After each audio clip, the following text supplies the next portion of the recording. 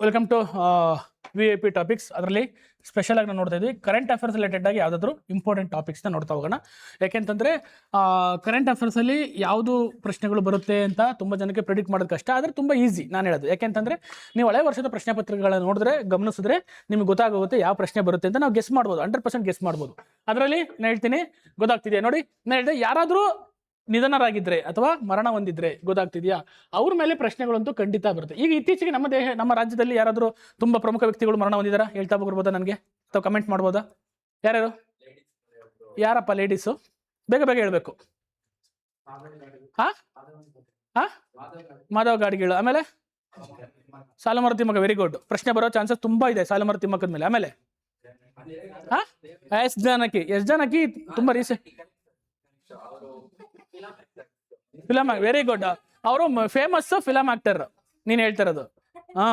ದಡ್ಡ ಅವ್ರು ಸಿಂಗರ್ ಕಣೋ. ಆಕ್ಟರ್ ಬೇರೆ, ಸಿಂಗರ್ ಬೇರೆ, ಡೈರೆಕ್ಟರ್ ಬೇರೆ, ಪ್ರೊಡ್ಯೂಸರ್ ಬೇರೆ, ಸೈಡ್ ಆಕ್ಟರ್ ಬೇರೆ, ಕಮಿಡಿಯನ್ ಬೇರೆ, ಹಿನ್ನೆಲೆ ಗಾಯಕ ಬೇರೆ, ಡ್ಯಾನ್ಸರ್ ಬೇರೆ, ವಸ್ತ್ರ ವಿನ್ಯಾಸ ಬೇರೆ, ಕೋರಿಯೋಗ್ರಾಫರ್ ಬೇರೆ, ಎಲ್ಲ ಒಂದೇ ಅಂದ್ಬಿಟ್ರೆ ಹೆಂಗೋ? ಆಯ್ತಾ, ಇರ್ಲಿ. ಗೊತ್ತಾಗ್ತಿದ್ಯಾ? ಏನಪ್ಪ ಅವ್ರ ಮೇಲೆ ಪ್ರಶ್ನೆ ಬರೋದು ತುಂಬ ಕಡಿಮೆ. ದೇವೇಗೌಡರ ವೈಫ್ ಚೆನ್ನಮ್ಮ ಅವರು ಸತ್ತೋಗಿರೋದು ತುಂಬ ಕಡಿಮೆ. ಪ್ರಶ್ನೆ ಬರ್ಬೋದು, ಇಲ್ಲ ಅಂತಲ್ಲ, ಯಾಕೆಂದರೆ ಮಾಜಿ ಪ್ರಧಾನಿಗಳು ಕೇಳ್ಬೋದು, ಎಲ್ಲ ಅಂತ ಹೇಳೋಕ್ಕಾಗ್ತಾ ಇಲ್ಲ, ನಾನು ಹೇಳ್ತಾ ಇಲ್ಲ. ಬಟ್ ಆದರೆ ಅಷ್ಟೊಂದು ಮೋಸ್ಟ್ ಏನಂದರೆ ಫೇಮಸ್ ಪರ್ಸನಾಲಿಟಿ ಮೇಲೆ ಕ್ವಶನ್ಸ್ ಕೇಳ್ತಾರೆ. ಅಂದರೆ ಅವರು ಯಾವುದಾದ್ರು ಕಲೆ, ಸಾಹಿತ್ಯ, ವಾಸ್ತುಶಿಲ್ಪ ಅಥವಾ ಸಾಮಾಜಿಕ ಸೇವೆಗಳಲ್ಲಿ ಈಗ ನೀವು ಎಕ್ಸಾಂಪಲ್ ಹೇಳಿ ಸಾಲುಮರದ ತಿಮ್ಮಕ್ಕನ ಬಗ್ಗೆ ಕೇಳಿದೆ. ಸಾಲುಮರದ ತಿಮ್ಮಕ್ಕನ ಬಗ್ಗೆ ಆಲ್ರೆಡಿ ತುಂಬ ಪ್ರಶ್ನೆಗಳು ಬಂದಿದೆ, ಗೊತ್ತಾಗ್ತಿದೆಯಾ? ತುಳಸಿ ಗೌಡ ಅವ್ರ ಬಗ್ಗೆ ಬಂದಿದೆ.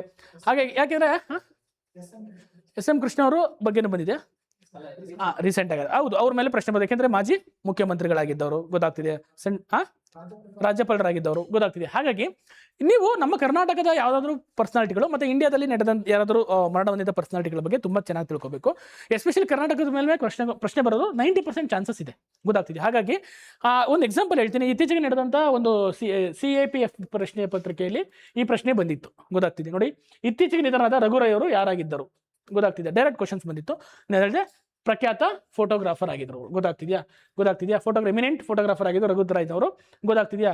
ಭಾರತದ ಅತ್ಯಂತ ಪ್ರಸಿದ್ಧ ಜರ್ನಲಿಸ್ಟ್, ಗೊತ್ತಾಗ್ತಿದ್ಯಾ? ಜರ್ನಲಿಸ್ಟ್ ಸಹ ಆಗಿದ್ರು. ಇಂಥವ್ರ ಬಗ್ಗೆ ಸ್ವಲ್ಪ ಅವ್ರ ಬಗ್ಗೆ ಬ್ರೀಫ್ ಸ್ವಲ್ಪ ತಿಳ್ಕೊಂಡ್ರೆ ಸಾಕು. ಏನಾಗಿದ್ರು, ಯಾವ ಒಂದು ಕ್ಷೇತ್ರದಲ್ಲಿ ಕಾರ್ಯವನ್ನ ನಿರ್ವಹಿಸಿದ್ದಾರೆ, ಗೊತ್ತಾಗ್ತಿದ್ಯಾ? ನೋಡಿ ಅವರು ಯಾಕೆ ಫೇಮಸ್ ಆಗಿದ್ರು ಅಂದ್ರೆ ನೋಡಿ, ಭಾರತೀಯ ಛಾಯಾಚಿತ್ರ ಪಿತಾಮಹ ಅಂತ ಕರೀತಾರೆ ಅವ್ರನ್ನ, ಗೊತ್ತಾಗ್ತಿದ್ಯಾ? ಭಾರತೀಯ ಛಾಯಾಚಿತ್ರ ಕ್ಷೇತ್ರದ ಪಿತಾಮಹ ಅಂತ ಕರೀತಾರೆ. ಇವರು ಭಾರತದ ಇತಿಹಾಸದ ಪ್ರಮುಖ ರಾಜಕೀಯ ಮತ್ತು ಸಾಂಸ್ಕೃತಿಕ ದೈನಂದಿನ ಜೀವ ಕ್ಷಣಗಳನ್ನು ತಮ್ಮ ಕ್ಯಾಮ್ರಾದಲ್ಲಿ ಸೆರೆ ಹಿಡಿದು ಪ್ರಸಿದ್ಧರಾಗಿದ್ದಾರೆ.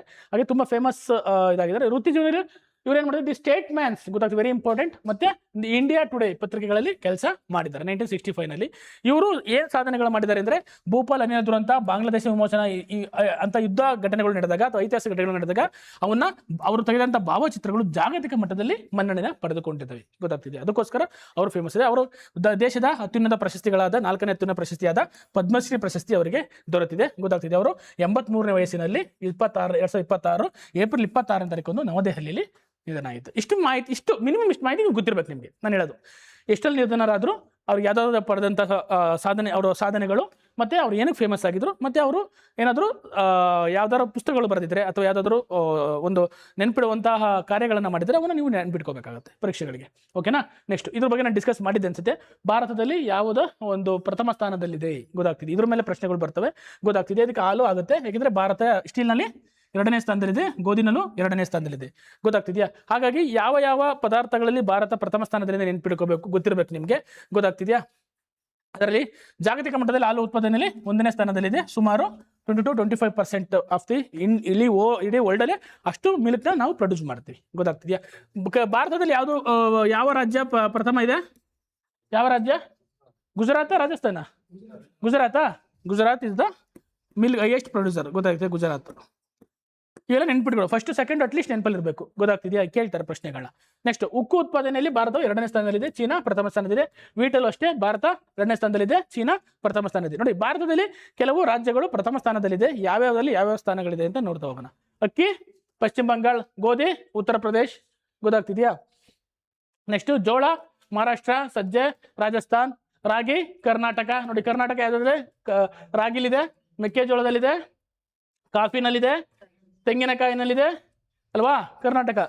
ಪ್ರಥಮ ಸ್ಥಾನದಲ್ಲಿರೋದು ನೆನಪಲ್ಲಿ ಇಟ್ಕೋಬೇಕು, ಕೇಳ್ಬೋದು ಪ್ರಶ್ನೆನ. ಯಾಕೆಂದ್ರೆ ಅಲ್ಲಿ ಭಾರತ ಯಾವ ಸ್ಥಾನದಲ್ಲಿದೆ ಅಂತ ಕೇಳಿದಾಗ ಇಲ್ಲಿ ಕರ್ನಾಟಕದಲ್ಲಿ ಕೆಲವು ಪ್ರಶ್ನೆಗಳು ಬರೋ ಚಾನ್ಸಸ್ ಇರುತ್ತೆ. ನೆಕ್ಸ್ಟ್ ಬೇಳೆಕಾಳು ಮಧ್ಯಪ್ರದೇಶ, ಕಡಲೆಕಾಯಿ ಗುಜರಾತ್, ಹತ್ತಿ ಮಹಾರಾಷ್ಟ್ರ, ಕಬ್ಬು ಉತ್ತರ ಪ್ರದೇಶ, ಚಹಾ ಅಸ್ಸಾಂ, ಕಾಫಿ ಕರ್ನಾಟಕ, ಜೂಟ್ ಪಶ್ಚಿಮ ಬಂಗಾಳ, ರಬ್ಬರ್ ಕೇರಳ, ತೆಂಗಿನಕಾಯಿ ಕರ್ನಾಟಕ, ಗೋಡಂಬಿ ಮಹಾರಾಷ್ಟ್ರ, ಬಾಳೆಹಣ್ಣು ಆಂಧ್ರ ಪ್ರದೇಶ. ಇಷ್ಟು ಕೆಲವು ತಿಳ್ಕೊಬೇಕಾಗತ್ತೆ. ಮಾವು ಉತ್ತರ ಪ್ರದೇಶ, ದ್ರಾಕ್ಷಿ ಮಹಾರಾಷ್ಟ್ರ, ಸೇಬು ಜಮ್ಮು ಮತ್ತು ಕಾಶ್ಮೀರ. ನೆಕ್ಸ್ಟ್ ಕಬ್ಬಿಣದ ಅದಿರುಗಳು ಮಿನರಲ್ಸ್ ತಗೊಂಡಾಗ ಕಬ್ಬಿಣದ ಜಾಸ್ತಿ ಪ್ರೊಡ್ಯೂಸ್ ಮಾಡಿದೆ ಅದು Odisha, bauxite Odisha, chromite Odisha, manganese Madhya Pradesh, ತಾಮ್ರ ಮಧ್ಯಪ್ರದೇಶ, ಅಂದ್ರೆ ಚೂರ್ಣಕಲ್ಲು ಅನ್ನೋದಕ್ಕಿಂತ ಸುಣ್ಣದ ಕಲ್ಲು ಅಂತ ಕರಿಬೋದು, ಲೈಮ್ ಸ್ಟೋನ್ ರಾಜಸ್ಥಾನ್, ಅಬ್ರಕ ಆಂಧ್ರ ಪ್ರದೇಶ. ಗೊತ್ತಾಗ್ತಿದ್ಯಾ? ಇವ್ ನೆನ್ಪಿಟ್ಕೋಬೇಕು, ಏನು ಮಾಡೋಕ್ಕಾಗಲ್ಲ, ನೀವು ಬಯಟ್ ಮಾಡಲೇಬೇಕಾಗುತ್ತೆ ಒಂದ್ಸತಿ ಕೆಲವು ಸತಿ. ಹಾಲು ಉತ್ತರ ಪ್ರದೇಶ ಅಲ್ಲ, ಮೋಸ್ಟ್ಲಿ ಹಾಲು ಹೇಗಿದೆ ಗುಜರಾತ್ ಆಗ್ಬೇಕಲ್ವಾ? ಚೆಕ್ ಮಾಡಿದ್ದು ಒಂಚೂರು, ನನಗೆ ಸ್ವಲ್ಪ ಇದಿದೆ ಡಾಟಾ, ಈ ವರ್ಷದ 26 ಡಾಟಾ ನೋಡಿ ಗೊತ್ತಾಗ್ತಿದೆ. ಗುಜರಾತ್ ಇದೆ, ರಾಜಸ್ಥಾನ, ಉತ್ತರ ಪ್ರದೇಶ ಇದೆ ನೋಡಿ, ಗೊತ್ತಾಗ್ತಿದ್ಯಾ? ನೆಕ್ಸ್ಟ್ ಮೀನು ಆಂಧ್ರ ಪ್ರದೇಶ ಇದೆ. ಇಷ್ಟು ಗೊತ್ತಾಗ್ತಿದ್ಯಾ? ಈಗ ನೋಡಿ, ಇನ್ನ ವೆರಿ ಇಂಪಾರ್ಟೆಂಟ್ ಟಾಪಿಕ್ COP ಮೇಲೆ ಪ್ರಶ್ನೆ ಬಂದೇ ಬರುತ್ತೆ, 100ಕ್ಕೆ 100 ಪ್ರಶ್ನೆ ಬರುತ್ತೆ. ಗೊತ್ತಾಗ್ತಿದ್ಯಾ? ಅದರಲ್ಲಿ ಭಾರತ ಒಂದು ಹವಾಮಾನವನ್ನು ಕ್ರಿಯೆನ ಅಥವಾ ಹವಾಮಾನ ಬದಲಾವಣೆಯನ್ನು ತಡೆಯೋಕ್ಕೋಸ್ಕರ ಒಂದು ಪಂಚಾಮೃತ ಅಂತ ಒಂದು ಯೋಜನೆ ತಂದಿದೆ. ಆ ಪಂಚಾಮೃತ ಯೋಜನೆಯ ಬಗ್ಗೆ ಪ್ರಶ್ನೆಗಳನ್ನ ಕೇಳ್ತಾ ಇದ್ದಾರೆ. ಗೊತ್ತಾಗ್ತಿದ್ಯಾ? ಯಾಕೆಂದ್ರೆ COP 2026 ಅಲ್ಲಿ ಏನ ಒಂದು ಪಂಚಾಮೃತ ಕಾರ್ಯಕ್ರಮ ತಂದ, ಅದರಲ್ಲಿ ಯಾವುದು ಒಂದು ಈ ಯೋಜನೆಯ ಭಾಗವಾಗಿಲ್ಲ ಅಂತ ಕೇಳ್ತಾ ಇದ್ದಾರೆ. ಗೊತ್ತಾಗ್ತಿದ್ಯಾ? ಅದರಲ್ಲಿ ನೋಡಿದಾಗ ಇದು 2023 ವೇಳೆಗೆ ತನ್ನ ಶಕ್ತಿಯ ಅಗತ್ಯಗಳಲ್ಲಿ 50% ನವೀಕರಿಸಬಹುದಾದ, ಗೊತ್ತಾಗ್ತಿದೆ, ನವೀಕರಿಸಬಹುದಾದ ಇಂಧನಗಳಂದ್ರೆ ಏನು, ರಿನ್ಯೂವಲ್ ಸೋರ್ಸಸ್ ಇಂದ ಎನರ್ಜಿನ ಪಡೆದು ಎಷ್ಟು ಪರ್ಸೆಂಟ್, 50% ಈಗ ಉತ್ಪತ್ತಿ ಮಾಡ್ತಿದ್ವಲ್ಲ ಅಷ್ಟು 50% ನಾವು ಎಲ್ಲಿಂದ ಪಡ್ಕೊಳೋದು, ಸೂರ್ಯಶಕ್ತಿಯಿಂದ ಅಥವಾ ಏನು ಸೋಲಾರ್ ಎನರ್ಜಿಯಿಂದ, ಹೈಡ್ರೋ ಎನರ್ಜಿಯಿಂದ, ನೆಕ್ಸ್ಟ್ ಜೈವಿಕ ಅನಿಲದಿಂದ ಅಥವಾ ಏನೋ ಆಟೋಮಿಕ್ ಎನರ್ಜಿಯಿಂದ. ಗೊತ್ತಾಗ್ತಿದೆ, ಇದನ್ನೆಲ್ಲ ಪಡ್ಕೊಳೋದು 50% ಅದರಿಂದ ಉತ್ಪತ್ತಿ ಮಾಡಿ. ನಾವು ಯೂಸ್ ಮಾಡಿರೋದು ಫಾಸಿಲ್ ಫ್ಯೂಯಲ್ನ ಯೂಸ್ ಮಾಡ್ತೀವಿ, ಡೀಸೆಲ್ ಪೆಟ್ರೋಲ್ನ ಯೂಸ್ ಮಾಡ್ತೀವಿ. ಅದನ್ನು ಕಟ್ ಡೌನ್ ಮಾಡಿ 50% ಎನರ್ಜಿನ ನಾವು ಎಲ್ಲಿಂದ ಉತ್ಪತ್ತಿ ಮಾಡಬೇಕು, ನವೀಕರಿಸಬಹುದಾದ ಇಂಧನಗಳಿಂದ ಉತ್ಪತ್ತಿ ಮಾಡಬೇಕು ಅನ್ನೋದು ಒಂದು ಚಾಲೆಂಜ್ನ ತಗೊಂಡಿದ್ವಿ ಅಥವಾ ಒಂದು ಏಮ್ನ ಹಾಕೊಂಡಿದ್ವಿ. ಎಷ್ಟರೊಳಗೆ 2030. ಇದರಲ್ಲಿ ನೋಡಿ ಈ ಥರ ಟಾಪಿಕ್ಸ್ಗಳಲ್ಲಿ ತುಂಬ ಇಂಪಾರ್ಟೆಂಟ್ ಡೇಟ್. ಗೊತ್ತಾಗ್ತಿದೆ, ಇಯರ್ಗಳು ತುಂಬ ಇಂಪಾರ್ಟೆಂಟ್. ಅರ್ಥ ಆಗ್ತಿದೆಯಾ? ವೆರಿ. ನೆಕ್ಸ್ಟ್ 2040 ವೇಳೆಗೆ ಶೂನ್ಯ ಇಂಗಾಲದ ಹೊರಸೂಸುವಿಕೆಯನ್ನ ಗುರಿಯನ್ನು ಸಾಧಿಸುವುದು. ಕರೆಕ್ಟ್ ಇದೆ ಇದು? ಇಲ್ಲಿ ಕರೆಕ್ಟ್ ಇದೆಯಾ? ನೀನು ಕನ್ಫ್ಯೂಸ್ ಮಾಡಬೇಡ, ಸುಮ್ಮನಿರು. ತಪ್ಪಿದೆಯಲ್ವಾ? ನೀನು ಓದಿಲ್ದಲ್ಲೇ ಸುಮ್ಮನೆ ಏನೇನೋ ಹೇಳ್ಬೇಡ ಬಾಯಿಗೆ ಬಂದಂಗೆ. ಮತ್ತೆ ನೀನು 2047 ಸರಿ ಅಂತಿದ್ಯಾ? ಇಲ್ಲಿ ಕೇಳಿರೋ ಪ್ರಶ್ನೆ ನೋಡ್ಕ, ಭಾಗವಾಗಿರೋದ ಅಂಶ ಯಾವುದು? ಗೊತ್ತಾಗ್ತಿದ್ಯಾ? 2070 ಟಾರ್ಗೆಟ್ ಹಾಕೊಂಡಿದ್ವಿ, ಹಾಗಾಗಿ ಇದು ಸ್ಟೇಟ್ಮೆಂಟ್ ರಾಂಗ್ ಆಗುತ್ತೆ. ಅರ್ಥ ಆಗ್ತಿದೆಯಾ?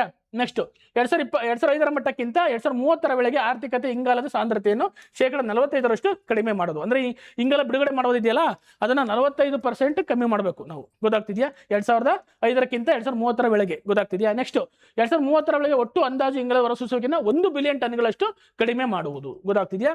ಇವೆಲ್ಲವನ್ನೂ ಸಹ ಈ ಪಂಚ ಅಂದ್ರೆ 5 ಗೊತ್ತಾಗ್ತದೆ, 5 ಟಾರ್ಗೆಟ್ಗಳನ್ನ ಹಾಕೊಂಡಿದ್ದೀವಿ. ಅದರಲ್ಲಿ ಈ ಒಂದು ಟಾರ್ಗೆಟ್ ಇಲ್ಲ. ನೋಡೋಣ ಆ 5 ಟಾರ್ಗೆಟ್ಗಳನ್ನ ಯಾವುವು ಅಂತ ನೋಡಿದ್ರೆ ನಾವು ಇಲ್ಲಿ ನಿಮ್ಗೆ ಗೊತ್ತಾಗುತ್ತೆ. ಗೊತ್ತಾಗ್ತಿದ್ಯಾ? ನೆಕ್ಸ್ಟ್ ಇದು ನೋಡಿ, ಭಾರತ COP ಗ್ಲಾಸ್ಗೋ ಶೃಂಗಸಭೆಯಲ್ಲಿ ಪಂಚಾಮೃತ ಗುರಿಗಳನ್ನು ಘೋಷಿಸಿತು. ಗೊತ್ತಾಗ್ತಿದೆ, ಅದರಲ್ಲಿ ನಿವ್ವಳ ಶೂಲ ಗೊತ್ತಾಗ್ತಿದೆಯಾ ನೆಟ್ ಜೀರೋ ಎಮಿಷನ್ ಸಾಧಿಸುವ ಗುರಿಯನ್ನು 2070 ವೇಳೆಗೆ. ವೆರಿ ಇಂಪಾರ್ಟೆಂಟ್ ಪ್ರಶ್ನೆ, ಡೈರೆಕ್ಟ್ ಆಗಿ ಬರ್ಬೋದು ಅಥವಾ ಸ್ಟೇಟ್ಮೆಂಟ್ ವೈಸ್ ಕ್ವಶನ್ಸ್ ಕೇಳಿದರೆ. ಇದು UPSC ಕೇಳಿದಂಥ ಪ್ರಶ್ನೆ ಆಗಿರೋದ್ರಿಂದ ಸ್ಟೇಟ್ಮೆಂಟ್ ವೈಸ್ ಕ್ವಶನ್ಸ್ ಕೇಳಿದರೆ ನಿಮಗೆ ಡೈರೆಕ್ಟ್ ಆಗಿ ಯಾವುದು ಅಂತ ಕೇಳ್ಬೋದು. ನೆಟ್ ಜೀರೋ ಎಮಿಷನ್ ಮಾಡುವ ಗುರಿಯನ್ನ ಭಾರತ ಎಷ್ಟನೇ ಇಸ್ವಿ ಒಳಗಡೆ ನೆಟ್ ಜೀರೋ ಎಮಿಷನ್ ಅಂದ್ರೆ ಕಾರ್ಬನ್ ಡೈಆಕ್ಸೈಡ್ ನ ಜೀರೋ ಮಾಡಬೇಕು, ಎಮಿಷನ್ ಮಾಡೋದನ್ನ ಜೀರೋ ಮಾಡೋಕೆ ಟಾರ್ಗೆಟ್ ಹಾಕೊಂಡಿದೆ 2070. ನೋಡೋಣ 2070 ನೀವೇನೋ ನೀವು ಬದುಕಿದ್ರೆ ಜೀರೋ ಆಗಿರುತ್ತಾ ನೋಡ್ತಾ ಹೋಗೋಣ. ಓಕೆನಾ? ಬದುಕಿರ್ತೀರಿ ನೀವು 2070 ಇರ್ತೀರಾ? ಓಕೆ. ಎಷ್ಟು ವರ್ಷ ಆಗಿರುತ್ತೆ ನಿಮ್ಗೆ ಅವಾಗ?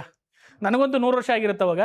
ಗೊತ್ತಿಲ್ಲ ನಾನು ಇರ್ತೀನೋ ಇಲ್ವೋ ಅಂತ. ಅರ್ಥ ಆಗ್ತಿದ್ಯಾ? ಹಂಗಾಗಿ ನೀವಿದ್ರೆ ನಮ್ಮ ಸರ್ರಿಂಗೆ ಪಾಠ ಮಾಡ್ಬೇಕಾದ್ರೆ ಹೇಳಿದ್ರು 70 ವರ್ಷ ಬಂತು, ಇನ್ನೂ ಜೀರೋ ಆಗಿಲ್ಲ, ಇನ್ನೂ ನೋಡೋಣ ಅಂತ ಅಂದ್ಕೊಂಡು ಬೈಕಂಟು ಕೂತ್ಕೊಳ್ಳಿ.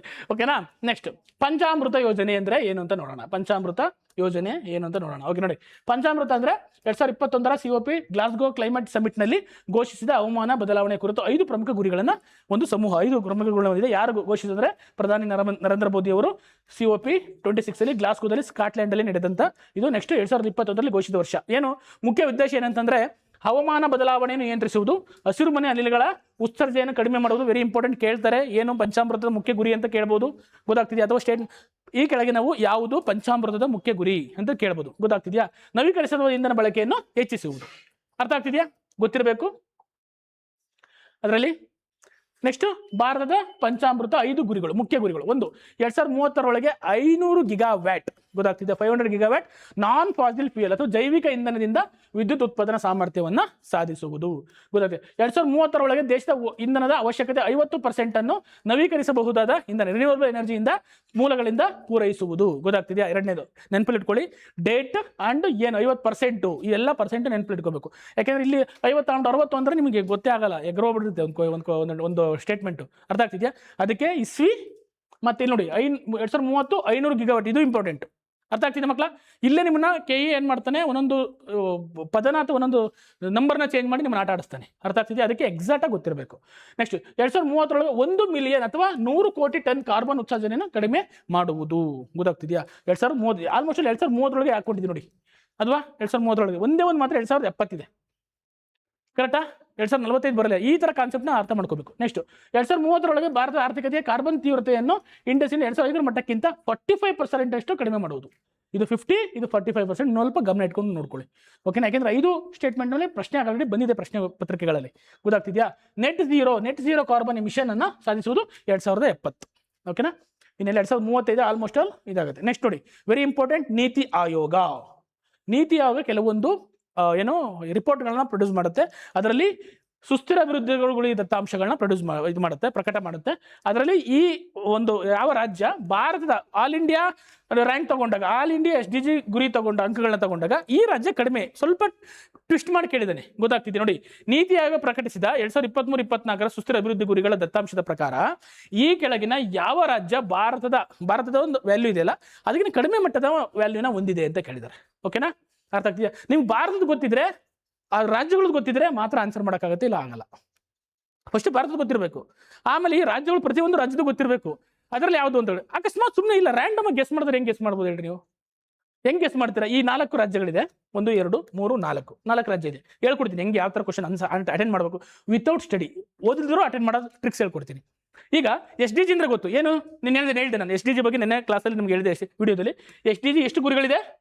17 ಗುರಿಗಳಿದೆ, 17 ಗುರಿಗಳಿದೆ. 17 ಗುರಿಗಳನ್ನು ಬಾಯ್ಪಾಟ್ ಹಾಕಿರ್ಬೇಕು, ಗೊತ್ತಿರಬೇಕು. 1ನೇ ಗುರಿ ಏನು? ಬಡತನ. 2ನೇದು ಹಸಿವು ಮುಕ್ತ ಆಹಾರದ ಕೊಡೋದು. 3ನೇದು ಶಿಕ್ಷಣ. 4 ಆರೋಗ್ಯ. ನೆಕ್ಸ್ಟ್ ಶಿಕ್ಷಣ. 5 ಲಿಂಗ ಸಮಾನತೆ ಬರ್ಬೋದು. 5ನೇದು ಲಿಂಗ ಸಮಾನತೆ. 6ನೇದು ಗೊತ್ತಾಗ್ತದೆ ಆಯ್ತಾ? ಈ ತರ ಓದ್ಕೊಂಡು ಹೋಗಿದ್ರಲ್ವಾ?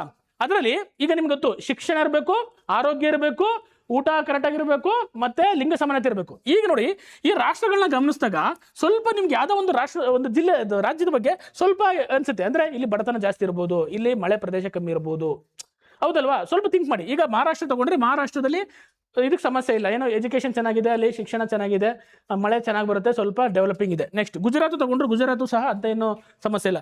ತೆಲಂಗಾಣ ನಮ್ಗೆ ಉಳಿದ್ರೆ ಸ್ವಲ್ಪ ನಮ್ಗೆ ಡೌಟ್ ಹೊಡೆಯೋದು ರಾಜಸ್ಥಾನ. ಯಾಕೆ ರಾಜಸ್ಥಾನದಲ್ಲಿ ಬರಗಾಲ ಐತೆ, ಅತಿ ಹೆಚ್ಚು ಡ್ರಾಟ್ ಬರೋದು ಅಲ್ಲೇನೆ. ಆಮೇಲೆ ಅಲ್ಲಿನ ಶಿಕ್ಷಣ ಕಂಪೇರ್ ಮಾಡಿಕೊಂಡ್ರೆ ಕಡಿಮೆ ಇದೆ. ಹಾಗಾಗಿ ಒಂದು ಗೆಸ್ ಮೇಲೆ ಇದು ಇರಬಹುದು ಅಂತ ಹಾಕ್ಬಹುದು. ಅರ್ಥ ಆಗ್ತಿದೆ? ಈ ತರ ನೀವು ಗೆಸ್ ಮಾಡಬೇಕು, ಈ ತರ ನೀವು ಥಿಂಕ್ ಮಾಡಬೇಕು. ನಾನು ಹೇಳ್ತಾ ಇರೋದು KPSC and KE and KPSC ಅಣ್ಣ ತಮ್ಮದಿರ್ದಂಗೆ ಇವೆಲ್ಲ ಕಾನ್ಸೆಪ್ಟ್. ಅಂದ್ರೆ ನಿಮ್ಮ ಥಿಂಕ್ ಮಾಡಕ್ಕೆ ಹತ್ಸುತ್ತೆ. ನಿಮ್ಗೆ ಎಲ್ಲದನ್ನೂ ಓದಿರಲೇಬೇಕು ಅಂತಿಲ್ಲ. ನಿಮ್ಮ ಓದಿದಂತ ಪಡೆದಂತ ಜ್ಞಾನವನ್ನು ಯೂಸ್ ಮಾಡಿಕೊಂಡು ಗೆಸ್ ಮಾಡ್ಬೋದು. ಗೊತ್ತಾಗ್ತಿದ್ಯಾ? ಅರ್ಥ ಆಗ್ತಿದ್ಯಾ? ಆ ಥರ ನಿಮ್ಮ ಸ್ಕಿಲ್ನ ಬೆಳೆಸ್ಕೋಬೇಕು. ಗೊತ್ತಾಗ್ತಿದ್ಯಾ? ಹಾಗಾಗಿ ನೋಡ್ಕೊಂಡಾಗ ನೋಡಿ, ರಾಜಸ್ಥಾನ ಇಸ್ ದ ಲೋಯೆಸ್ಟ್ ಇದನ್ನ ಹೊಂದಿದೆ ಕಂಪೇರ್ಡ್ಲಿ ಆಲ್ ಇಂಡಿಯಾ ರ್ಯಾಂಕ್ ಹೋಲ್ಸ್ಕೊಂಡ್ರೆ. ನೋಡಿ ಭಾರತದ ರ್ಯಾಂಕು ಎಷ್ಟಿದೆ, ಭಾರತದ ಅಂಕ ಎಷ್ಟಿದೆ? 71 ಇದೆ. 71 ಹೋಲ್ಸ್ಕೊಂಡ್ರೆ ನೋಡಿ ಎಲ್ಲವೂ 73, 74, 75. ನನಗೂ ಇದು ಗೊತ್ತಿಲ್ಲ, ಹೇಳ್ತಿದ್ದೀರಾ ಫ್ಯಾಕ್ಟ್ ಹೇಳ್ತೀನಿ, ಯಾರು ನೆನ್ಪಿಟ್ಕೊಳಕ್ಕಾಗಲ್ಲ. ನಾನು ಆ ಥರ ಕ್ವಶನ್ ಬಂದಿದ್ರೆ ಗೆಸ್ಸೇ ಮಾಡ್ತಾ ಇದ್ದೀನಿ, ಈ ಥರ ಇರ್ಬೋದೇನೋ ಅಂತ. ಅಕಸ್ಮಾತ್ ಯಾರು ಓದಿದ್ರೆ, SDG ರಿಪೋರ್ಟ್ ಏನಾರು ಓದಿದ್ರೆ, ಗೊತ್ತಾಗ್ತಿದ್ಯಾ? ಅವಾಗ ಏನಾಗುತ್ತೆ, 67 ಇದೆ lowest average compared to national average ಹೋಲ್ಸ್ಕೊಂಡಾಗ ಇದು ಕಮ್ಮಿ ಇರುತ್ತೆ ಅಂತ ಗೆಸ್ ಮಾಡಾಕ್ಬೋದು. ಗೊತ್ತಾಗ್ತಿದ್ಯಾ? ಈ ರೀತಿ ಓದಬೇಕು. ಮತ್ತೆ ನೀತಿ ಆಗೋದ್ಮೇಲೆ ಪ್ರಶ್ನೆಗಳು ತುಂಬಾ ಸತಿ ಬಂದಿದೆ. ಏನಂದ್ರೆ ಫಸ್ಟ್ ನೀತಿ ಆಗ ನೋಡಿ ಹೆಂಗೆ ಎವಲ್ಯೂಷನ್ ಆಗ್ತಾ ಹೋಗುತ್ತೆ, ಕ್ವಶನ್ ಹೆಂಗೆ ಎವಲ್ಯೂಷನ್ ಆಗುತ್ತೆ ಅಂದ್ರೆ 2000 ಎಷ್ಟರಲ್ಲಿ ಬಂದಿದ್ದು, ಎಷ್ಟರಲ್ಲಿ ಸ್ಥಾಪನೆ ಆಯ್ತಿದ್ದು? 2015 ಸ್ಥಾಪನೆ ಆಯಿತು. 2015ರಲ್ಲಿ ನಾವು 2016-17ರಲ್ಲಿ ಎಕ್ಸಾಮ್ ಬರೀತಾ ಇದ್ವಿ. 2017-18ರಲ್ಲಿ ಎಕ್ಸಾಮ್ ಬರೀಬೇಕಾದ್ರೆ ಸೇಮ್ ಕ್ವಶನ್ ಕೇಳಿದ್ರು. ನೀತಿ ಆಯೋಗ ಅಂದ್ರೆ ಫುಲ್ ಫಾರ್ಮ್ ಬರೀರಿ, ಅಷ್ಟೇ ಕ್ವಶನ್ ಕೇಳಿದ್ರು. ಇನ್ನೂ ಬೇಕಾದ್ರೆ ನೀವು ವೈರ್ಲೆಸ್ ಎಕ್ಸಾಮ್ ಯಾವುದೋ ಒಂದು ಎಕ್ಸಾಮ್ಗೆ ಹೋಗಿ ಚೆಕ್ ಮಾಡಿ, ಈ ಕ್ವಶನ್ ಇದೆ ನೀತಿ ಆಯೋಗ ಫುಲ್ ಫಾರ್ಮ್. ನಾನು ಇದನ್ನು ತಪ್ಪು ಮಾಡಿ ಬಂದಿದ್ದೆ. National institute for transform India ಅಂತ ಇದು ಫುಲ್ ಫಾರ್ಮ್ ಇದೆ. ನಾನು ಕನ್ಫ್ಯೂಸ್ ಮಾಡ್ಕೊಂಡು ನ್ಯಾಷನಲ್ ಇನ್ಸ್ಟಿಟ್ಯೂಷನ್ ಅಥವಾ ಇನ್ಸ್ಟಿಟ್ಯೂಷನ್ಸ್ ಅಂತ ಏನೋ ಮಾಡಿಕೊಂಡು ಅಲ್ಲಿ ಒಂದೊಂದು ಪದದಲ್ಲಿ ಡಿಫ್ರೆನ್ಸ್ ಮಾಡಿದ್ದೆ ಅಷ್ಟೇ. ಕನ್ಫ್ಯೂಸ್ ಮಾಡೋಕ್ಕಷ್ಟೇ, ಗೊತ್ತಾಗ್ತಿದೆಯಾ? ಹಾಗಾಗಿ ತಪ್ಪಾಗಿ ಬಂದಿದೆ, ಕರೆಕ್ಟಾಗಿ ಅಷ್ಟೇ ಇದನ್ನು ಓದ್ಕೊಂಡಿದೆ. ಅವಾಗ ಅದು ಅದೇ ಡಿಫಿಕಲ್ಟ್ ಅನ್ನಿಸ್ತಿತ್ತು. National institution for transforming India ಅನ್ನೋದು ಓದ್ಕೊಳ್ಳೋದೇ ಕಷ್ಟ ಅನಿಸ್ತಿತ್ತು. ಬಟ್ ಅದು ಈಗ ಎವಲ್ಯೂಷನ್ ಆಗಿದೆ. 2015 ಆಗಿ 2025 ಬಂದು 76 ಬಂದಿದೆ, 10 ವರ್ಷ ಆಗಿದೆ. ಅಲ್ಲಿಗೆ ನೀತಿ ಆಯೋಗದ ಮೇಲೆ ಇನ್ನೂ ಜಾಸ್ತಿ ತಿಳ್ಕೊಳೋಕೆ ವಿದ್ಯಾರ್ಥಿಗಳಿಗೆ ಅವಕಾಶ ಇದೆ ಅಲ್ವಾ? ಹಾಗಾಗಿ ಇದ್ರ ಮೇಲೆ ಸ್ಟೇಟ್ಮೆಂಟ್ ವಿತ್ ಕ್ವಶನ್ಗಳು ಬರ್ಬೋದು, ಡೆಪ್ತ್ ಕ್ವಶನ್ಸ್ಗಳು ಕೇಳ್ತಾ ಹೋಗ್ತಾನೆ. ಓಕೆನಾ? ನೋಡಿ, ನೀತಿ ಆಯೋಗ ಎಂಬುದು ಭಾರತ ಸರ್ಕಾರದ ಪ್ರಮುಖ ಸಾರ್ವಜನಿಕ ನೀತಿನ ಪಬ್ಲಿಕ್ ಪಾಲಿಸಿನ ಜಾರಿ ಮಾಡೋದು ಮತ್ತೆ ಥಿಂಕ್ ಟ್ಯಾಂಕ್ ಅಂತಲೂ ಕರೀತಾರೆ. ಅಂದ್ರೆ ಯೋಜನೆಗಳನ್ನ ರಚನೆ ಮಾಡೋದು, ಗೊತ್ತಾಗ್ತಿದೆಯಾ? ಇದು ಜನವರಿ 1, 2015 ಯೋಜನಾ ಆಯೋಗ ಪ್ಲಾನಿಂಗ್ ಕಮಿಷನ್ ರದ್ದುಪಡಿಸಿ ಸ್ಥಾಪಿಸಿರೋದು. ಕ್ವಶನ್ ಬಂದಿದೆ, ಯಾವ ಒಂದು ಕಮಿಷನ್ ರದ್ದು ಮಾಡಿ ನೀತಿ ಆಯೋಗನ ಜಾರಿಗೊಳಿದು ಕ್ವಶನ್ ಬಂದಿದೆ. ಎಷ್ಟರಲ್ಲಿ ಸ್ಥಾಪನೆ ಆಯಿತು ಕ್ವಶನ್ ಬಂದಿದೆ, ಗೊತ್ತಾಗ್ತಿದೆ? ಫುಲ್ ಫಾರ್ಮ್ ಕ್ವಶನ್ ಬಂದಿದೆ. ಇವನ್ನೆಲ್ಲವೂ ಸ್ಟೇಟ್ಮೆಂಟ್ ಮಿಕ್ಸ್ ಮಾಡಿ ಕ್ವಶನ್ ಕೇಳಿದ್ರೆ ಕೆ ಕ್ವಶನ್. ಅರ್ಥ ಆಗ್ತಿದೆಯಾ? ಇಷ್ಟೇ, ಕೆ ಏನು ಡಿಫ್ರೆನ್ಸ್ ಏನಿಲ್ಲ. ಅರ್ಥ ಆಗ್ತಿದೆಯಾ? ನಿಮ್ಮನ್ನು ಡಿಕೋಡ್ ಮಾಡೋದು ಅಷ್ಟೇ. ನೋಡಿರಿ, ಪೂರ್ಣ ಹೆಸರು national institution for transforming India, ಗೊತ್ತಾಯ್ತು? ನೆಕ್ಸ್ಟ್ ಆಯ್ತು, ಎಲ್ಲಿ ಸ್ಥಾಪಿಸಿದ್ರು? ಭಾರತ ಸರ್ಕಾರ, ನವದೆಹಲಿ. ಯಾವ್ದ್ರ ಬದಲಿಗೆ ಬಂತು? ಯೋಜನಾ ಆಯೋಗದ ಬದಲಿಗೆ ನೀತಿ ಆಯೋಗ ಬಂತು. ನೆಕ್ಸ್ಟ್ ಗೊತ್ತಾಗ್ತಿದೆ, ಮುಖ್ಯ ಉದ್ದೇಶ ಒಂದು ಸಹಕಾರಿ ಒಕ್ಕೂಟವನ್ನು ಕೋಆಪರೇಟಿವ್ ಫೆಡರಲಿಸಮ್ನ ಬಲಪಡಿಸುವುದು, ಗೊತ್ತಾಗ್ತದೆ? ಕಾಂಪಿಟೇಟಿವ್ ಫೆಡರಲಿಸಮ್ನ ಉತ್ತೇಜನ ಮಾಡೋದು. ನೆಕ್ಸ್ಟ್ ದೀರ್ಘಕಾಲಿಕ ಅಭಿವೃದ್ಧಿ ನೀತಿಗಳನ್ನ, ದೀರ್ಘಕಾಲ ಅಂದರೆ 15 ವರ್ಷದ ಪ್ಲಾನಿಂಗ್ಗಳನ್ನ ಹಾಕೊಳ್ಳೋದು, ರಾಜ್ಯಗಳೊಂದಕ್ಕೆ ಸಮನ್ವಯ ಸಾಧಿಸಿ ಅಭಿವೃದ್ಧಿಗೆ ಮಾರ್ಗದರ್ಶನ ನೀಡೋದು. ಕೇಳ್ಬೋದು ಯಾವ ಯಾವ ಈ ಉದ್ದೇಶಗಳನ್ನ 2-3 ಸೆಂಟೆನ್ಸಲ್ಲಿ ಕೇಳ್ಬೋದು ನಿಮಗೆ, ಗೊತ್ತಾಗ್ತಿದೆಯಾ? ಅಂದರೆ ಸ್ಟೇಟ್ಮೆಂಟ್ ಕ್ವಶನ್ಗಳನ್ನ ಓದಬೇಕಾದ್ರೆ ಇವು ಬೇಕಾಗುತ್ತೆ. ಇನೋವೇಷನ್, ಸುಸ್ಥಿರ ಅಭಿವೃದ್ಧಿ ಮತ್ತು ಉತ್ತಮ ಆಡಳಿತಕ್ಕೆ ಉತ್ತೇಜನ ನೀಡುವುದು ಇದರ ಪ್ರಮುಖ ಗುರಿಗಳು. ಓಕೆನಾ? ನಾನು ನಿಮ್ಗೆ ಅದು ಜನರಲ್ ಗೊತ್ತಾಗುತ್ತೆ ಗುರಿಗಳು ಏನು ಅಂತದ್ರದ್ದು, ಗೊತ್ತಾಗ್ತಿದೆಯಾ? ನೆಕ್ಸ್ಟ್ ಅಧ್ಯಕ್ಷರು ಯಾರಿರ್ತಾರೆ? ಡಿಫಾಲ್ಟ್ ಆಗಿ ಭಾರತದ ಪ್ರಧಾನಮಂತ್ರಿಗಳು ಇರ್ತಾರೆ. ಭಾರತ ಪ್ರಧಾನಮಂತ್ರಿ ಈ ಪ್ರೆಸೆಂಟ್ ನರೇಂದ್ರ ಮೋದಿ ಇದ್ದಾರೆ. ಉಪಾಧ್ಯಕ್ಷರು ಪ್ರಧಾನಮಂತ್ರಿಯಿಂದ ನೇರವಾಗಿ ನೇಮಕೊಳ್ತಾರೆ. ಯಾರಿದ್ದಾರೆ ಉಪಾಧ್ಯಕ್ಷರು ಗೊತ್ತಾ? ಅರವಿಂದ್ ಪನಗರಿನ, ಅಶೋಕ್ ಲಹಾರಿ. ಓಕೆ, ನೋಡಿ, ಅಶೋಕ್ ಲಹಾರಿ ನೆನಪಲ್ಲಿ ಇರ್ಬೇಕು ಹುಡುಗರ. ನೀವು ಚೆನ್ನಾಗಿ ಕಮೆಂಟ್ ಮಾಡಿ ನೋಡೋಣ ಯಾರು ಇದ್ದಾರೆ ಉಪಾಧ್ಯಕ್ಷರು, ನೀತಿ ಆಯೋಗದ ಉಪಾಧ್ಯಕ್ಷರು. ನೆಕ್ಸ್ಟ್ ಸಿಇಒ ಯಾರು ಇರ್ತಾರೆ ಅದು ಸಹ ನೆನ್ಪಿಟ್ಟು ಚೇಂಜ್ ಆಗ್ತಾ ಇರ್ತಾರೆ. ಈಗ ಯಾರಿದ್ದಾರೆ ಪ್ರೆಸೆಂಟ್ ನೆನ್ಕೊಳ್ಳಿ. ನಿಧಿ ಚಿನ್ಮಯ್ ಚಿಬ್ಬರ್. ಓಕೆ.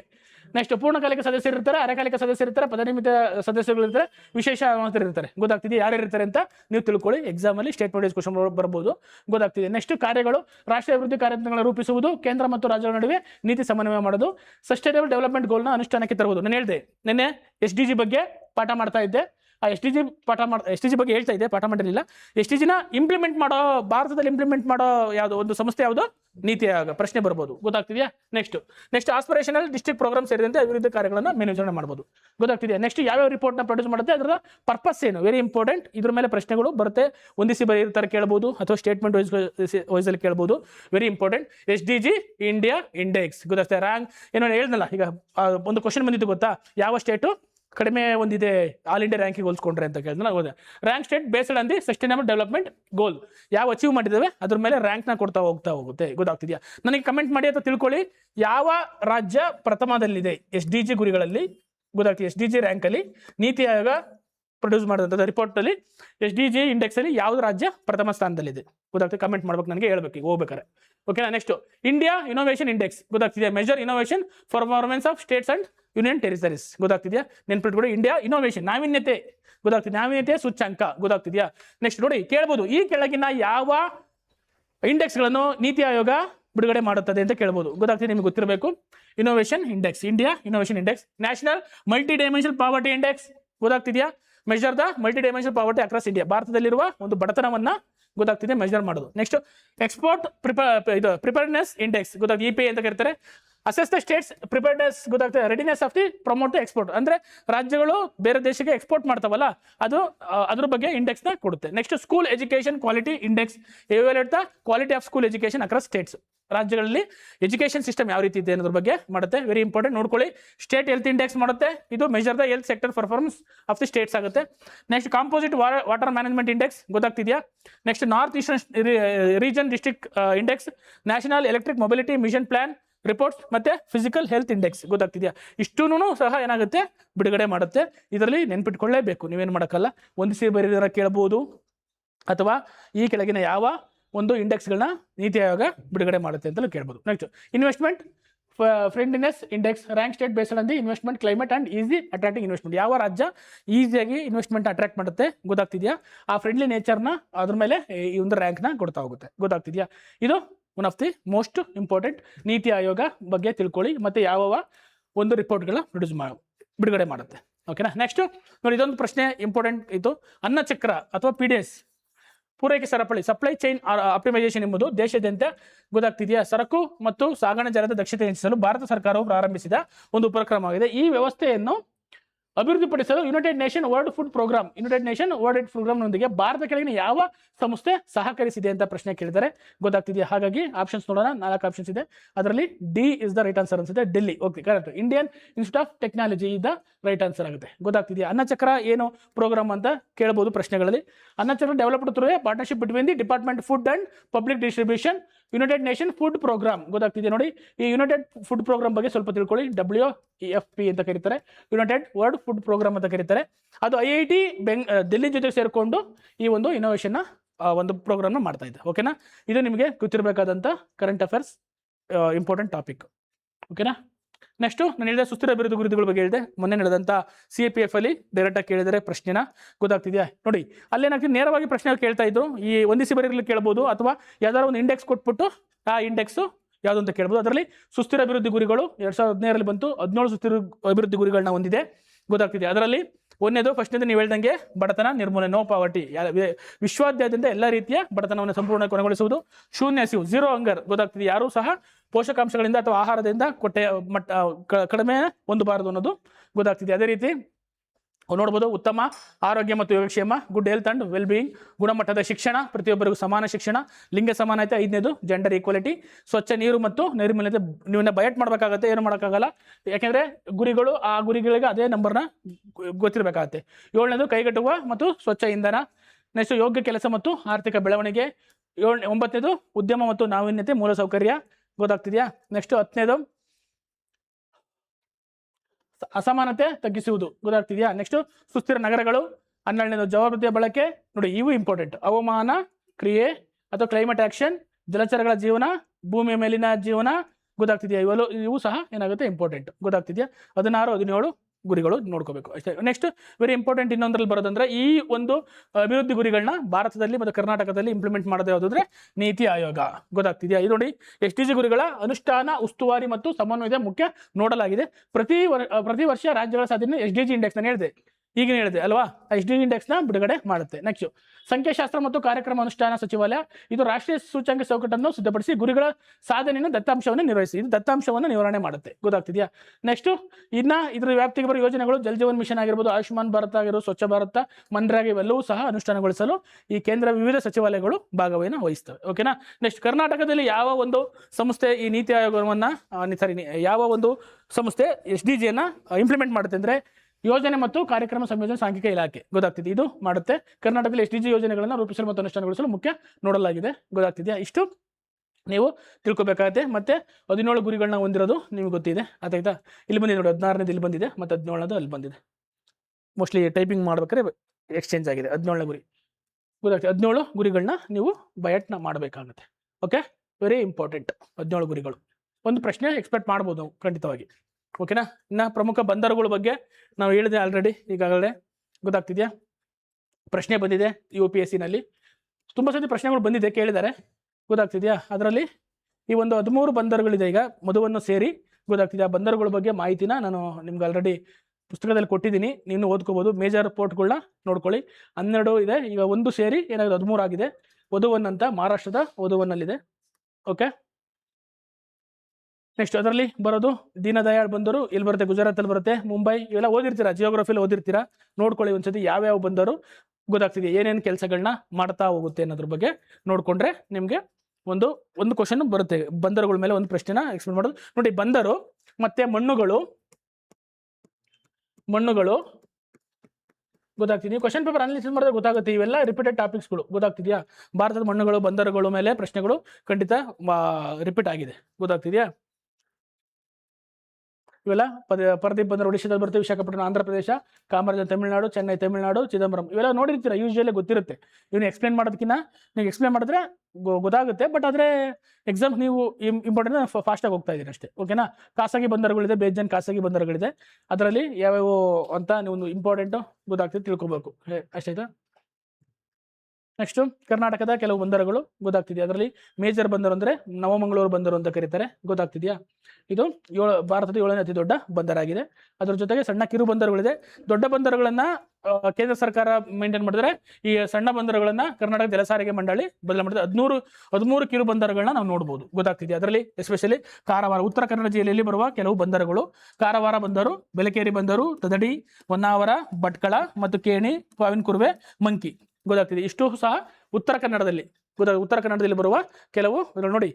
ಈ ನದಿ ಯಾವ ನದಿಯಲ್ಲಿ ತದಡಿ ಬಂದರೂ ಅಘನಾಶಿ ನದಿಯ ದಡದಲ್ಲಿ ಕಂಡು ಬರುತ್ತೆ, ಗೊತ್ತಾಗ್ತಿದ್ಯಾ. ನೆಕ್ಸ್ಟ್ ಹೊನ್ನಾವರ ಶರಾವತಿ ನದಿ, ಇವು ಭಟ್ಕಳ ಶರಬಿ ನದಿ, ಗೊತ್ತಾಗ್ತದೆ. ಕೇಣಿ ಗೊತ್ತಾಗ್ತಿದೆ, ಯಾವ ನದಿ ಗೊತ್ತಿಲ್ವಾ? ಓಕೆ. ನೆಕ್ಸ್ಟ್ ಈ ರೀತಿಯ ನದಿಗಳ ಬಗ್ಗೆ ಪ್ರಶ್ನೆಗಳು ಬರ್ಬೋದು, ಹಾಗಾಗಿ ನೀವು ಸ್ವಲ್ಪ ನೋಡ್ಕೊಳ್ಳಿ. ಈ ಬೆಲಕೇರಿ ಬಂದರಿನಲ್ಲಿ ಏನಾಗಿತ್ತು, ಕಬ್ಬಿಣದ ಅದಿರುಗಳನ್ನ ಎಕ್ಸ್ಪೋರ್ಟ್ ಮಾಡ್ತಾ ಇದ್ರು ಜಾಸ್ತಿ, ಗೊತ್ತಾಗ್ತಿದ್ಯಾ. ಬೆಲಕೇರಿ ಬಂದರು, ಇದ್ರ ಮೇಲೆ ಪ್ರಶ್ನೆ ಬಂದಿದೆ, ಯಾವ ಒಂದು ಅದಿರನ್ನ ರಫ್ತು ಮಾಡ್ತಾ ಇತ್ತು ಬೆಲಕೇರಿ ಬಂದರಿನಲ್ಲಿ ಅಂತ ಅಂದ್ಬಿಟ್ಟು. ಓಕೆನಾ. ಆಯ್ತು. ಉಡುಪಿ ಜಿಲ್ಲೆಯಲ್ಲಿ ಬರುವ ಕೆಲವು ಬಂದರುಗಳು ಅಂದರೆ ಮಲ್ಪೆ ಬಂದರು, ಕುಂದಾಪುರ, ಗಂಗೊಳ್ಳಿ ಅಂತ ಕರೀತಾರೆ. ಇದು ಪಂಚ ಗಂಗೊಳ್ಳಿ ಅಥವಾ ಆ ಸಂಗಮದಲ್ಲಿ ಅಂಗಾರಕಟ್ಟ, ಸ್ವರ್ಣ ಮತ್ತು ಸೀತಾ ನದಿಗಳ ಪಡುಬಿದ್ರೆ ಬಂದರು. ನೆಕ್ಸ್ಟ್ ದಕ್ಷಿಣ ಕನ್ನಡದಲ್ಲಿ ಒಂದಿದೆ, ಹಳೆ ಮಂಗಳೂರು ಮತ್ತು ಓಲ್ಡ್ ಮಂಗಳೂರು ಏರ್ಪೋರ್ಟ್ ಅಂತ ಕರೀತಾರೆ. ನವಮಂಗಳೂರು ಬಂದರು, ಅದು ನ್ಯಾಷನಲ್ ಇದು ಪೋರ್ಟ್, ಅದು ಗೊತ್ತಾಗ್ತಿದೆ. ಗುರುಪುರ ಮತ್ತು ನೇತ್ರಾವತಿ ನದಿಗಳ ಸಂಗಮದಲ್ಲಿದೆ. ಇವೆಲ್ಲ ಓದಿರ್ತೀರ ಕರ್ನಾಟಕ ಜಿಯೋಗ್ರಫಿ, ರಘುನಾಥ್ ಬುಕ್ ತಗೊಂಡ್ರೆ ಇವೆಲ್ಲ ಇನ್ಫಾರ್ಮೇಷನ್ ಅಲ್ಲಿ ಕೊಟ್ಟಿದ್ದಾರೆ, ಓಕೆನಾ. ನೀವು ಅದ್ರ ಬಗ್ಗೆ ತಿಳ್ಕೊಂಡಿರ್ಬೇಕು. ಮತ್ತೆ ಆರ್ಡರ್ ವೈಸಲ್ಲಿ ಕೇಳ್ಬಿಡ್ತಾರೆ ಕೆಲವು ಸತಿ, ಯಾವ ಬಂದರುಗಳು ಉತ್ತರದಿಂದ ದಕ್ಷಿಣಕ್ಕೆ, ದಕ್ಷಿಣದಿಂದ ಉತ್ತರಕ್ಕೆ ಅಂತ ಜೋಡಿಸಿ ಅಂತ ಕೇಳ್ತಾರೆ. ಅದಕ್ಕೆ ನೀವು ಏನು ಮಾಡಬೇಕು, ಓದ್ಕೋಬೇಕಾದ್ರೆ ಆರ್ಗನೈಸ್ ಆಗಿ ಓದ್ಕೋಬೇಕು. ಫಸ್ಟ್ ಉತ್ತರ ಕನ್ನಡದಲ್ಲಿ ಬರುವ ಬಂದರುಗಳು ಓದ್ಕೋಬೇಕು, ಆಮೇಲೆ ಉಡುಪಿನಲ್ಲಿ ಬರುವ ಬಂದರುಗಳು ಓದ್ಕೋಬೇಕು, ಆಮೇಲೆ ದಕ್ಷಿಣ ಕನ್ನಡದಲ್ಲಿ ಬರುವ, ಯಾಕೆಂದ್ರೆ ಒನ್ ಬೈ ಕೆಳಗಡೆ ಬರ್ತಾ ಹೋಗುತ್ತೆ. ಅದರಲ್ಲಿ ಅದಾದ್ಮೇಲೆ ಉತ್ತರ ಕನ್ನಡದಲ್ಲಿ ಫಸ್ಟ್ ಯಾವ್ದು ಬರುತ್ತೆ, ಸೆಕೆಂಡ್ ಯಾವ್ದು ಬರುತ್ತೆ, ಥರ್ಡ್ ಯಾವ್ದು. ಉಡುಪಿನಲ್ಲಿ ಫಸ್ಟ್ ಯಾವ್ದು, ಸೆಕೆಂಡ್ ಯಾವ್ದು, ಥರ್ಡ್ ಯಾವ್ದು. ಮತ್ತೆ ದಕ್ಷಿಣ ಕನ್ನಡದಲ್ಲಿ ಫಸ್ಟ್ ಯಾವ್ದು, ಸೆಕೆಂಡ್. ಈ ಥರ ಓದ್ಕೊಂಡು ನೆನಪಲ್ಲಿ ಇರುತ್ತೆ, ಅವಾಗ ನಿಮ್ಗೆ ರಿಮೆಂಬರ್ ಮಾಡ್ಕೊಳಕ್ಕೆ ಈಸಿ ಆಗುತ್ತೆ. ಅವಾಗ ಅವ್ರು ದಕ್ಷಿಣದಿಂದ ಉತ್ತರಕ್ಕಾದ್ರೆ ಕೇಳಿ, ಉತ್ತರದಿಂದ ದಕ್ಷಿಣಕ್ಕಾದ್ರೆ ಕೇಳಿ ನೀವು ಈಸಿಯಾಗಿ ಬರೀಬೋದು, ಗೊತ್ತಾಗ್ತದೆ. ಇದನ್ನೆಲ್ಲ ಪ್ರಾಕ್ಟೀಸ್ ಮಾಡಬೇಕು, ಬರೆದು ಆ ಚಿತ್ರಗಳನ್ನ ಬರೆದು ಏನಾಗುತ್ತೆ, ಕರ್ನಾಟಕದ ಮ್ಯಾಪ್ ಬರೆದು ನೀವು ಮಾರ್ಕ್ ಮಾಡ್ತಾ ಬಂದರೆ ಅವಾಗ ನಿಮಗೆ ಈಸಿಯಾಗಿ ಅರ್ಥ ಆಗ್ತಾ ಇರುತ್ತೆ. ಅರ್ಥ ಆಗ್ತಿದೆಯಾ.